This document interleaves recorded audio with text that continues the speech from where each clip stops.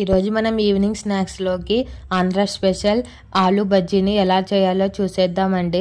ఇలా ఒక్కసారి ఆలుగడ్డ బజ్జీ కూడా చేసుకోండి, ఎప్పుడు మిర్చి బజ్జీ కాకుండా ఇలా ఒక్కసారి ట్రై చేయండి, చాలా బాగుంటుందండి. ముందుగా ఆలుగడ్డ తీసుకొని పీల్ చేసుకొని రౌండ్గా స్లైసెస్గా కట్ చేసుకొని పక్కన పెట్టుకుందాము.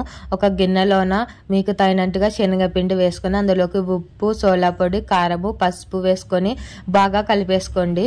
అందులోకి కొంచెం వాము కూడా వేసుకోండి. వాము వేసుకోవడం వలన కడుపు నయ్యదు. ఒకవేళ అది లేకుంది అనుకుంటే జీలకర్ర కూడా వేసుకోవచ్చు. సో అలా అన్ని వేసుకొని పక్కన పెట్టుకుందామండి. అలా అన్ని పక్కన పెట్టుకున్నాక ఒక బాండీలోన ఆయిల్ వేసుకోవాలండి. డీప్ ఫ్రైకి సరిపడా ఆయిల్ వేసుకోవాలండి. వేసుకొని అది కొంచెం హీట్ అయినాక అందులోకి మనం ముందుగా స్లైసెస్ కట్ చేసుకున్న ఆలుని ఈ ముందుగా మనం కలుపుకున్న శనగపిండిలోన ముంచి అందులోకి వేయాలండి. ఈ వీడియోలో చూపిస్తున్న విధంగా అన్నిటినీ వేసుకోవాలి. వేసుకొని మీడియం ఫ్లేమ్లో బాగా వేగనిచ్చుకోవాలండి. కలర్ అనేది కొంచెం గోల్డెన్ కలర్ వచ్చినాక తీసేసుకోవాలి.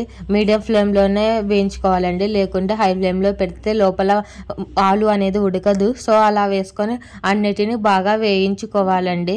ఈ కలర్ వచ్చినాక తీసేసుకొని ఒక టిష్యూ పేపర్లో వేసుకొని ఉల్లిగడ్డలతో సర్వ్ చేసుకుంటే మన సింపుల్ ఆలు బజ్జీ రెడీ అండి.